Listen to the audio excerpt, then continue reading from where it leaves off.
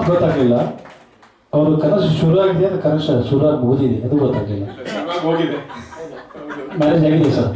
6 ವರ್ಷದ ಮಗ ಇದ್ದಾನೆ. Yes, thank you.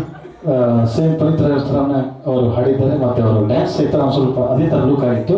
ಬಟ್ ಅದು ಒಂದು ಆಲಾಪಿತರು ಸೂಪರ್ ಆಗಿ ಹಾಡಿದ್ದಾರೆ, ಹೌದಲ್ವಾ?